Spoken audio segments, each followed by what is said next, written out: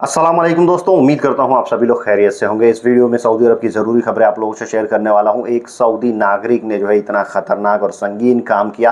38 साल बाद जो है उसका इस जुर्म से पर्दाफाश हुआ। कैसे पर्दाफाश हुआ इस वीडियो में बताऊंगा। अपनी बीवी को मारा, अपनी ही साली से शादी किया और 38 साल गुजार दिए। उसके बाद अल्लाह ने उसके जुर्म को दुनिया के सामने जाहिर किया और बहुत सारे गैर मुल्की भाई आपस में भिड़ गए। अभी तक जो है सऊदी नागरिक आपस में भिड़ रहे थे, उसकी वीडियो वायरल हो रही थी, लेकिन एक वीडियो वायरल हुई है जिसमें जो है गैर मुल्की भाई लोग आपस में भिड़ के मार पिटाई कर रहे हैं।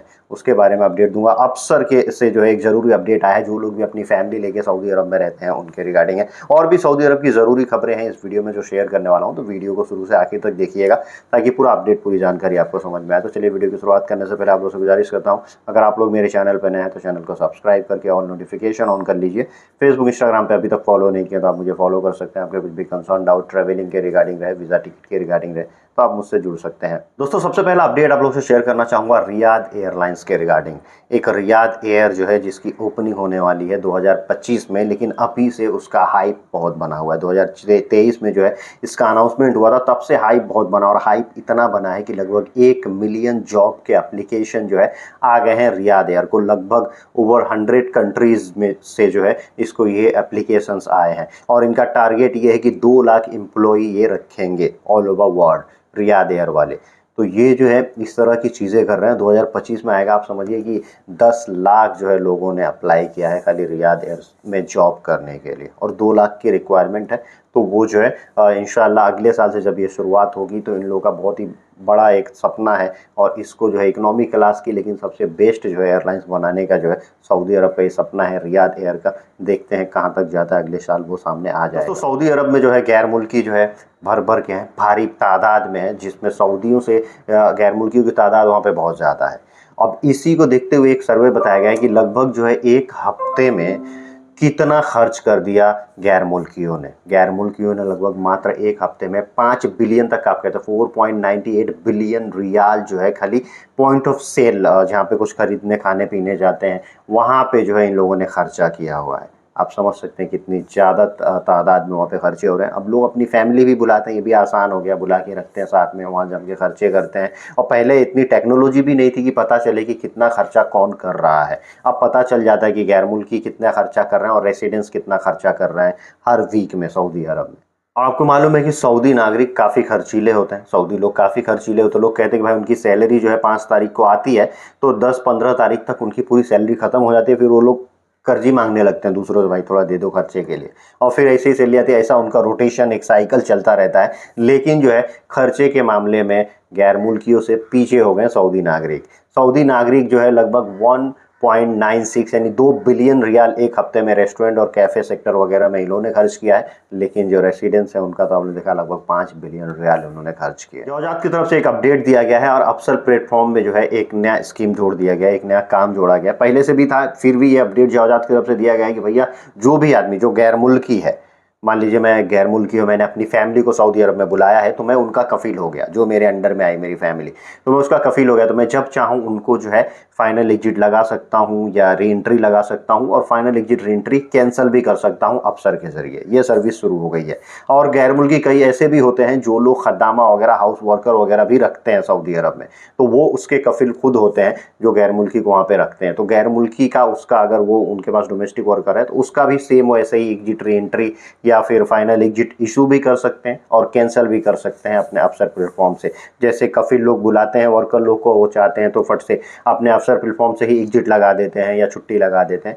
वो सेम स्कीम जो है अब ये मतलब जो काम है ये गैर मुल्की भी कर सकते हैं जो अपने स्पॉन्सरशिप में किसी को बुलाए हैं वहाँ पे। दोस्तों, सऊदी अरब में जब भी कोई वोकेज़न होता है तो वोकेज़न के हिसाब से जो है वहाँ पे स्टैम्प भी लगने लगता है। जौजात के दौरान जो लोग इमिग्रेशन में सऊदी अरब पहुँचते हैं तो उनके पासपोर्ट पे अराइवल का स्टैंप लगता है और साथ ही साथ एक स्पेशल स्टैम्प भी लगता है। तो रमज़ान की शुरुआत हुई है जब से, तब से लोगों के पासपोर्ट पे, जो लोग भी सऊदी अरब में आ रहे हैं जा रहे हैं, तो इमिग्रेशन वाले एक अलग जो है रमज़ान का जो है रमज़ान के महीने का स्टैंप लगा रहे हैं। तो लोगों को, कई लोग ना कंफ्यूज जाते हैं ये कैसा स्टैम्प है, डर जाते हैं। जो लोग खास करके अरबी नहीं जानते, अरबी नहीं पढ़े हुए हैं वो लोग, तो भैया ये अभी जो है रमज़ान का ये चल रहा है महीना, तो अब जितने लोग आएंगे जाएंगे सबके पासपोर्ट पे ये स्पेशल स्टैम्प तो लगेगा ही। दोस्तों, सऊदी अरब के असीर रीजन में 8 लोगों को, 8 गैर मुल्कियों को अरेस्ट किया गया है। ये लोग आपस में ऑन रोड भिड़ंत भिड़ंत कर ली है, मार पिटाई कर ली। वीडियो ब्लर है, आप लोग देखते हुए चलिए। अभी तक जो है सऊदी नागरिकों के वीडियो वायरल हो रही थी, वो लोग आपस में भिड़ंत कर रहे हैं। रमजान जब से शुरू हुआ कई जगह ये वारदात आ गया, तलवारें लेके मांग रहे हैं, किसी को अपने फेटा निकाल के उससे मार रहे हैं, ये वीडियो चल रही है।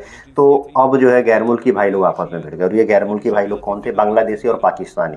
बांग्लादेशी पाकिस्तानी भाई लोग का अभी कुछ भी अपना एक वायलेशन वगैरह कुछ भी इन लोगों में हुआ होगा, एक डिस्प्यूट होता है, तो उसकी वजह से ये लोग भाई साहब लोग आपस में भिड़ गए, ऑन रोड मारम पिटाई कर लिया। और ये नहीं समझे कि भैया हम गैर मुल्की हैं, हम जो है अगर मारम पिटाई कर रहे हैं तो इस संगीन अपराध में आता है और फिर हमको जेल की हवा खानी पड़ती है। कई केसेस में जो है डिपोर्ट भी होना पड़ता है। इन लोगों के ऊपर एंटी साइबर क्राइम सिस्टम के द्वारा वायलेशन के चार्जेस लगा के जेल के अंदर डाला गया है। दोस्तों, जेद्दा म्युनिसिपैलिटी ने जो है फिर से एक जो है बड़ी कामयाबी अपने हाथ हासिल किया है। वो क्या है कि इन लोगों ने एक ऐसे इलीगल स्टोर पे छापा मारा है जहाँ पे जो है नट्स प्रोडक्ट, जो मतलब ड्राई फ्रूट्स के प्रोडक्ट्स वगैरह होते हैं वो, और कॉफ़ी के जो आइटम होते हैं वो एक्सपायर इलीगल तरीके से वो सब बनाए जा रहे थे। और वो जो है लोगों तक जा रहा था और लोग उसको कंज्यूम कर रहे थे। लेकिन लगभग 360 ऐसे इलीगल कॉफ़ी और नट प्रोडक्ट को जो है इन्होंने सील कर दिया है, जिससे जो है वो कंज्यूमर तक न जाए और वो लोग उसे खा के बीमार ना पड़े। लोग समझते हैं कि हम हेल्दी खा रहे हैं